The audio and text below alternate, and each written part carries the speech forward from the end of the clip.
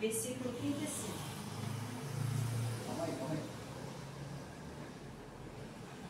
Eu gosto muito desses versículos que iremos ler agora. É uma pena que ele não é tão usado assim, pelo menos eu nunca ouvi muito. Romanos 8, versículo 35.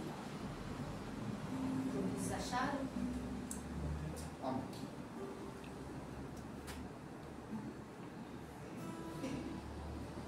Vou dar continuidade. Quem nos separará do amor de Cristo? A tribulação, ou a angústia, ou a perseguição, ou a fome, ou a nudez, ou o perigo, ou a espada. Como está escrito, por amor de ti, somos entregues à morte todos os dias. Fomos reputados como ovelhas para o matadouro. Mas em todas essas coisas somos mais do que vencedores por aquele que nos amou.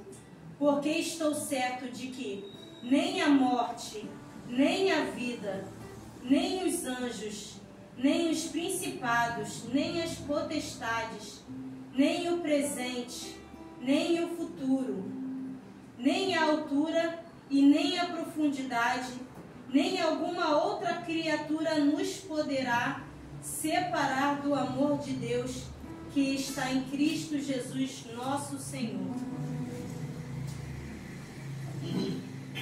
Eu amo esse versículo, porque nada poderia nos separar do amor de Deus. Nada. Porque o amor de Deus, se nós colocarmos em análise de tudo que nós somos, Ele é tudo. É tudo. É o que a gente respira, é o que a gente vê diante dos nossos olhos. É o que nos dá força. Eu sou usada até em pensar que é o que fez o nosso futuro, nossa profissão, nossas escolhas, talvez, quando elas estão debaixo da vontade de Deus. Eu não gosto muito de botar título em minhas pregações, mas essa eu coloquei. O amor de Deus é tudo, mas o nosso amor.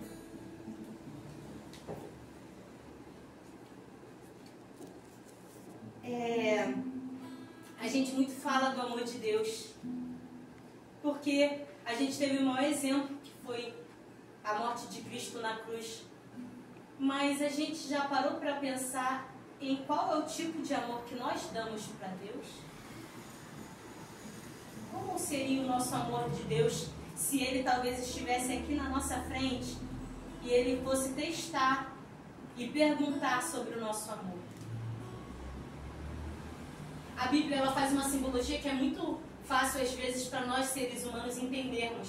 Ela faz um exemplo da igreja com Cristo, com a noiva com o noivo. E eu fiquei pensando, se hoje a gente colocar isso na ponta do lápis, os relacionamentos hoje não tem como comparar com esse relacionamento bíblico. Que eu falo, poxa, as pessoas dizem que amam, mas no dia seguinte já estão amando outra pessoa. Isso não é amor. Então eu dei uma pesquisada e fui ver como era esse amor antigamente, do tempo da Bíblia. E talvez pra gente ficar algo até meio superficial, mas eles, nessa época, casamento era uma coisa muito, muito importante, muito séria. E eu coloquei aqui umas fases do relacionamento para um casamento na época bíblica. Primeiro, nós não escolhíamos nosso noivo.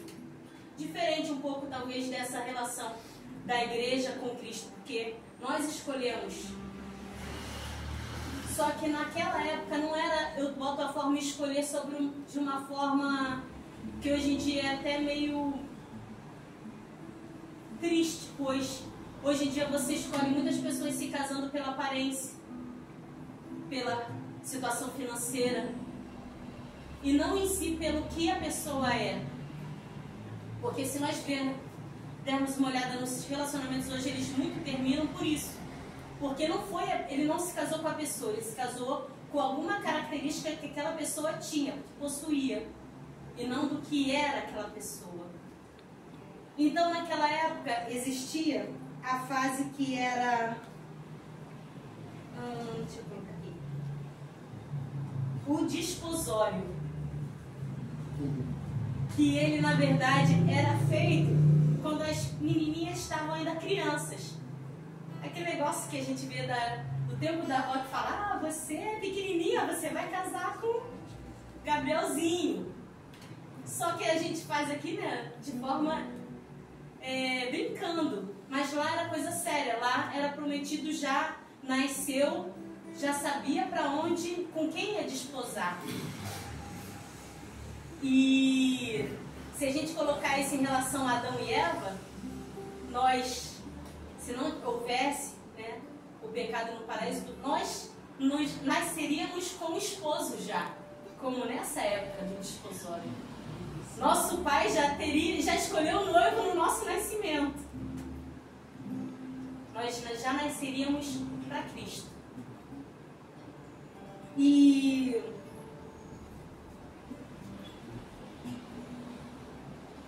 eu vejo como com o pecado do Jardim do Éden, o desposório, ele não foi cancelado. Porque eu estava pesquisando, o desposório é o pai quando promete o filho em casamento. E houve isso, pois o profeta Isaías, há muito tempo atrás, no reinado do rei Acais, ele veio e trouxe a palavra de esperança para o povo, falando: o noivo vai vir e vai trazer a salvação. Porque ele falava sobre o Messias virá para libertar seu povo, o Messias virá para libertar o seu povo. E eu fui pesquisar o rei Acais, ele vinha da dinastia de Davi. E o rei Acais, ele tinha muita esperança, porque ele se mantinha na promessa que foi feita a Davi, dizendo que o reinado de Davi seria para sempre. E eu fiquei assim, pensando, muito interessante, porque justamente no reinado, na dinastia de Davi, foi feita a promessa da vinda do noivo. Ou seja, pode ter aquela promessa que o reinado de Davi ia durar para sempre, e talvez muitos terem esquecido, mas veio a renovação da promessa, falando que o reinado ia voltar, pois muitos falavam Jesus, filho de Davi. Então, eu fiquei muito impressionada, que até foge um pouco do tema da pregação, mas a renovação da promessa de que fez a Davi, sobre que o reinado dele duraria para sempre. Voltando agora. E a segunda fase de uma preparação para o casamento de um judeu da época bíblica era o presente, o dote.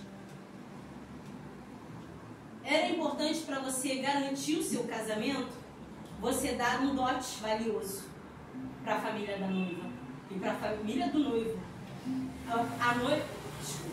O noivo dava presentes para a noiva, e o pai da noiva, para também fechar aquela aliança, ele dava o dote para a família do noivo, para o noivo.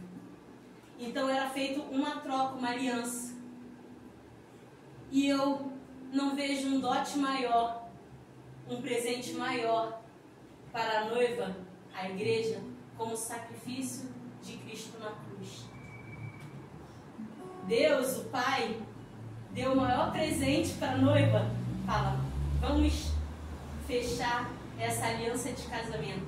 Então eu vou dar o meu filho, porque ele é a garantia do casamento acontecer. Amém.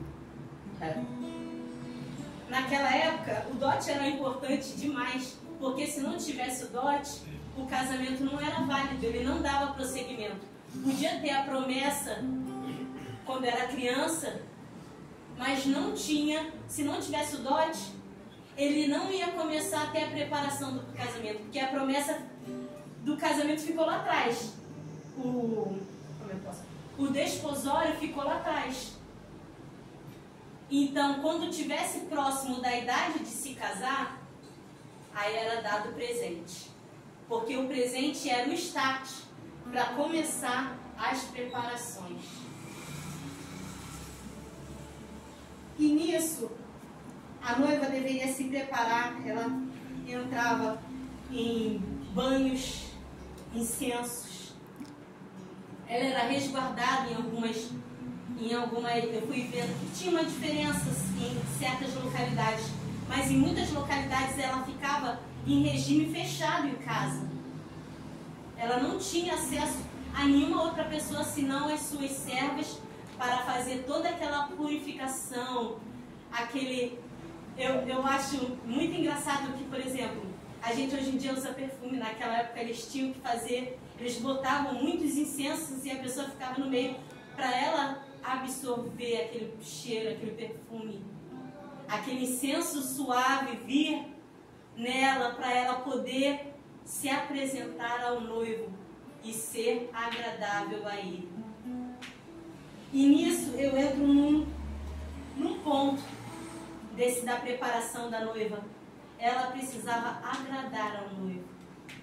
Ela devia se perfumar, se vestir, se manter pura, para que quando ela conhecesse, porque ela não conhecia o noivo, ela não tinha visto ele ainda.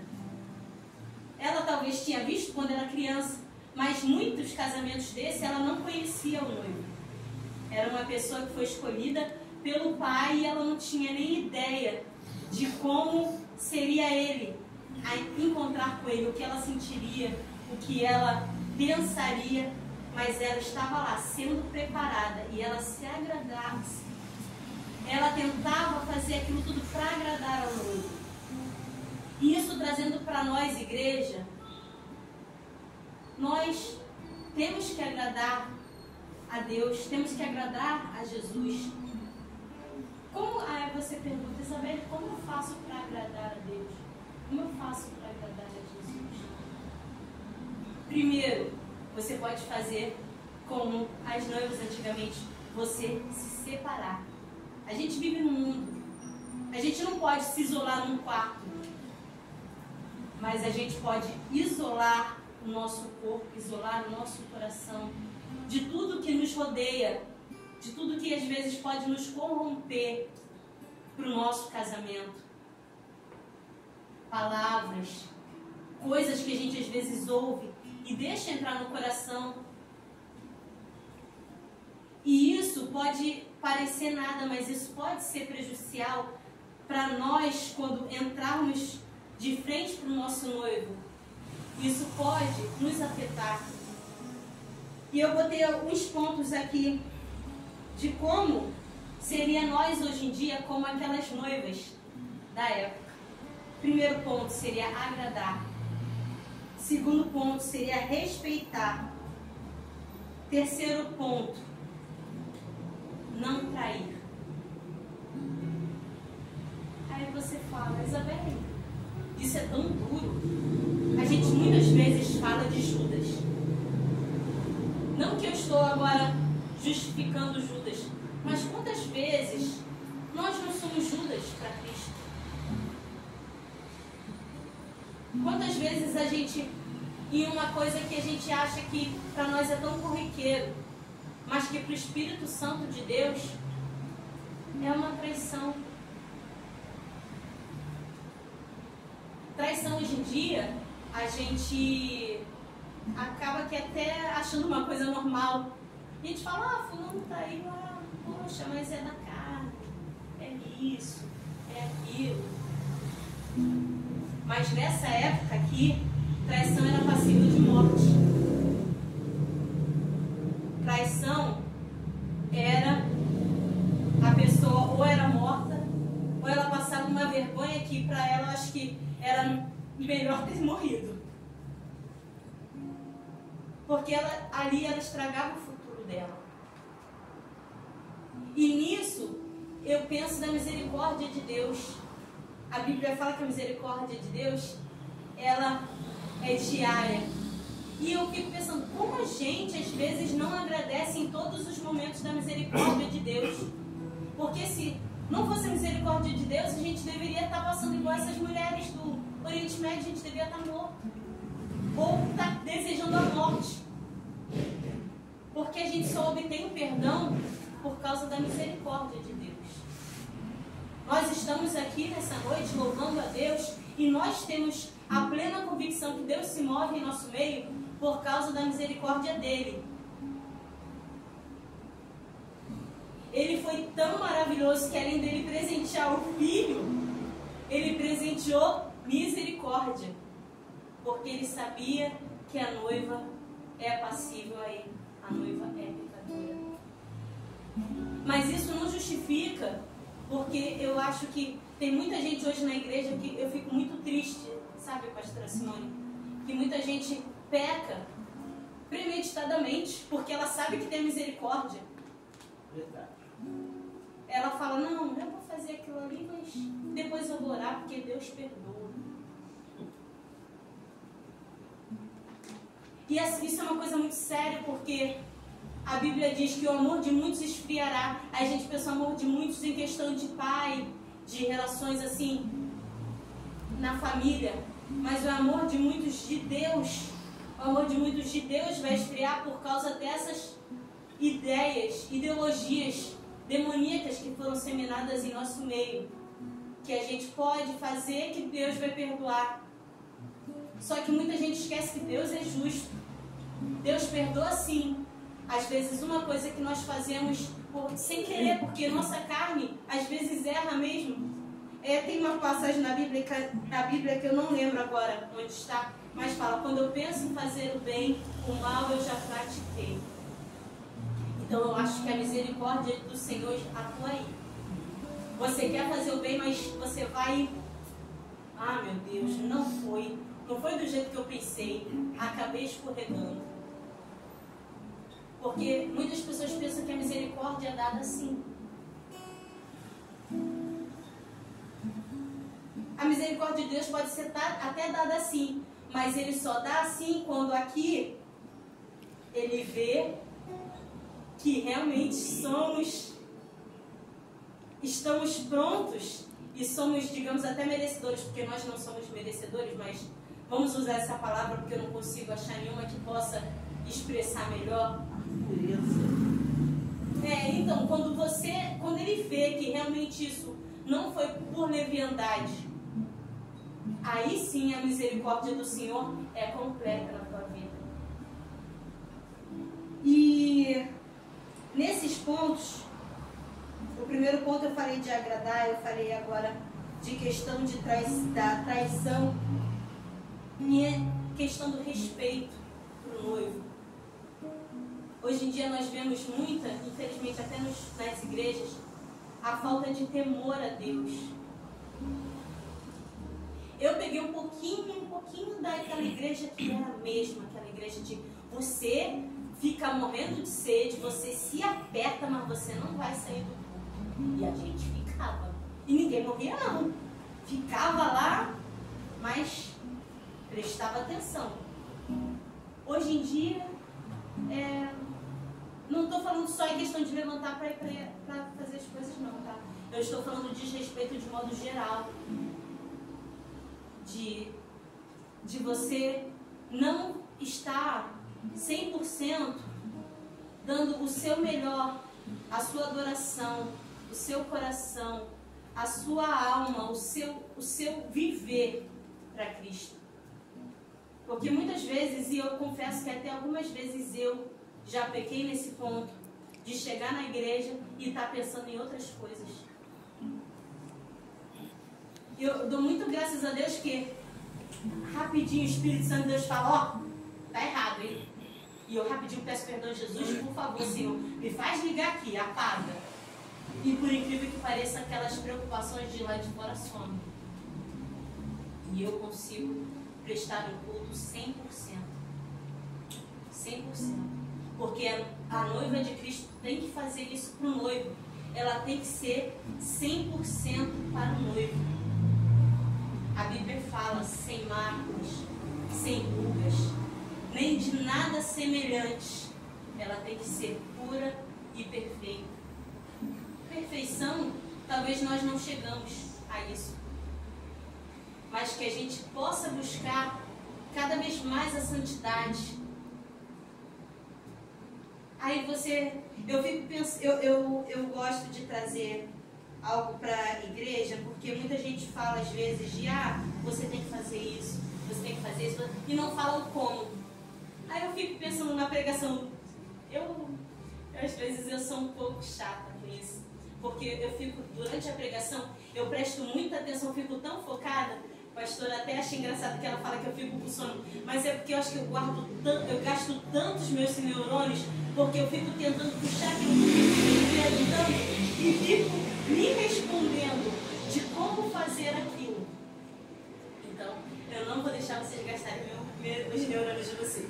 Eu vou tentar explicar como nós podemos fazer isso.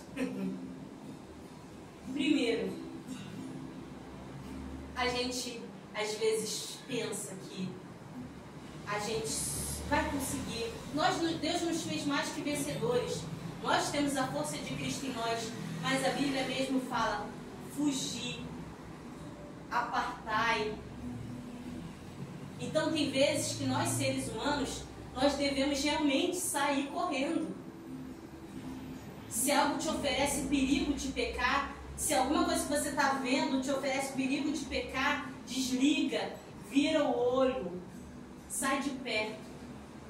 Porque nós somos muito suscetíveis a qualquer coisa pequena. Só que dentro de nós, aquilo vai, se você deixar, aquilo vai crescendo de uma forma que aquilo te afasta do amor de Deus.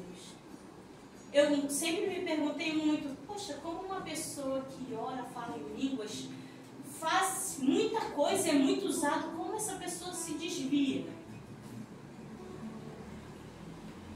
Eu penso, eu acho que Deus, Ele fala assim, quando eu começo a orar, Deus fala, quando eu começo a orar e quando eu começo a questionar, porque às vezes eu estou questionando a Deus sem orar.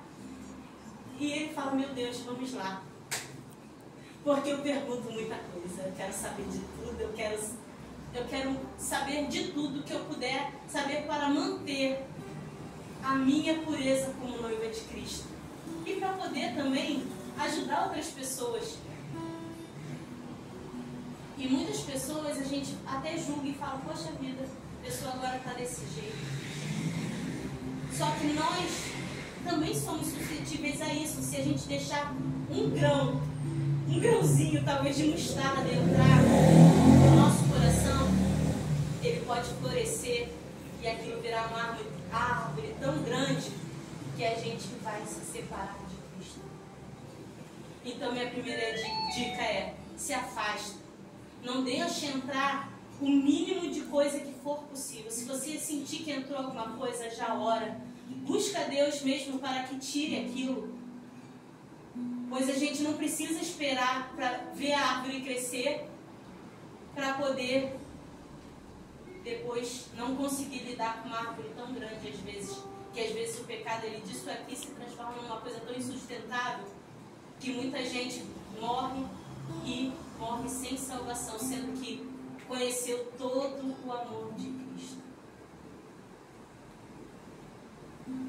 Isabelle, e como eu faço? Tá, eu posso me apartar, posso tentar tirar qualquer coisinha que entrar no meu coração de errado, eu vou orar a Deus e não vou deixar aquilo florescer. Já é um ponto. Mas outra coisa, isso eu acho que é o mais difícil, que eu acho que é nós conseguirmos colocar filtro nos nossos sentidos. Os nossos olhos, os nossos ouvidos e a nossa boca, ela é o que mais também nos faz pecar. Então, no momento que a gente consegue tirar o olho do que nos faz pecar, consegue quando ouvir aquela historinha que, poxa, a gente às vezes, né, sem querer ouve umas coisas assim, aí vai, comenta ou vai, fica pensando, a gente às vezes até pensa, julga as pessoas pelo que a gente ouve e a gente nem está sabendo, mas a gente ouve. Isso também nos aparta do amor de Cristo. Por quê? Porque Ele, o Espírito Santo de Deus, não se agrada. E nosso objetivo não é agradar o noivo? Nossa boca. Quantas vezes a gente, sem querer, não fala algo? Porque, nós temos o Espírito Santo de Deus habitando em nós. Então, quando a gente fala algo que não agrada o Espírito Santo de Deus, a gente logo, Deus sinaliza. Se Deus não te sinaliza, por favor, ore a Deus para que Ele te sinalize. Fala, Deus, coloca o seu Espírito Santo de Deus para me sinalizar em tudo que eu falar, em tudo que eu olhar. Porque o Espírito Santo de Deus, ele nos incomoda quando nós temos algo que nos afasta do amor de Deus. Então, uma outra dica que eu dou é: vamos consultar mais o Espírito Santo de Deus em nós? Ele é a maior guia que nós temos para que nós possamos nos preparar para o nosso encontro com o noivo.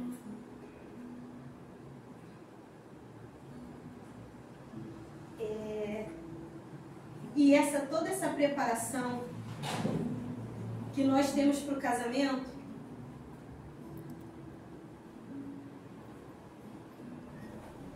ela é um teste para nós, acaba sendo um teste se nós somos aptos, se nós somos realmente a igreja forte, a noiva forte, que o noivo precisa para enfrentar, às vezes, a dificuldade do matrimônio. Isso eu estou trazendo para o mundo terreno agora, do matrimônio, as dificuldades do matrimônio. Porque é nessa espera, que para nós aqui é um noivado, um namoro, é que a gente busca o conhecimento da pessoa que vamos nos casar. Por mais que você não veja, eu penso assim, por mais que elas talvez não tivessem o contato com o noivo ainda, sempre tinha, não, mas seu noivo é de família tal, ele tem isso, ele tem essas aquisições, ele é uma pessoa boa, é uma pessoa bonita, é uma pessoa justa, é uma pessoa... Por mais que ela talvez não tivesse o encontro frente a frente, ela sabia algumas qualidades do noivo. E o que nós sabemos de Deus? O que nós sabemos de Jesus? Nós realmente conhecemos? A Bíblia, ela fala tantas coisas. É um livro realmente muito grande, que é difícil guardar tudo. É muito difícil. Mas se a gente não guardar a letra, não guardar as palavras, mas a gente conseguir guardar tudo aquilo que a gente entende de Jesus e tudo que a gente experimenta quando a gente sente a presença de Jesus, a gente pode estar conhecendo o nosso noivo. A gente pode ter isso aqui, de como a gente vai ser quando encontrarmos o nosso noivo. E isso tem que trazer uma empolgação para a noiva, porque isso é que faz a preparação da noiva ser tão eficaz, porque aí ela começa a ficar com a vontade de ficar bonita, a vontade de se vestir bem, a vontade de se adornar de joias, de ficar bonita para quando encontrar um noivo, porque ela sabe que o noivo vai ser tão bom para ela, que ele vai dar tanto amor, tanta segurança, tanta paz, que ela se sente feliz em se preparar. E levando isso nos aspectos da igreja com Cristo, quando chegar essa tão espera da preparação, a noiva, ela vai estar pronta para bodas, para a sua, como eu botei aqui, o seu banquete nupcial, para as bodas do Cordeiro. Mas aí a Bíblia diz que é sem mácula, limpa, santificada. Toda essa preparação que nós estamos vivendo hoje, esse mundo que está sendo difícil, essas tentações que às vezes, eu não digo talvez para mim, para alguns aqui que são casados, que já têm a sua vida, mas no mundo geral, as tentações elas estão cada vez mais. Antigamente você tinha que buscar a tentação, hoje em dia a tentação, o pecado, ele bate na sua porta. E isso tudo eu vejo que eu estava lendo esses dias Apocalipse e eu vejo quão está perto as bodas. Porque se a gente colocar no papel todos os acontecimentos que estão acontecendo, tem muita coisa que já está se cumprindo. Falta muito pouco para as bodas. E como está sendo a nossa preparação para o nosso encontro com o noivo?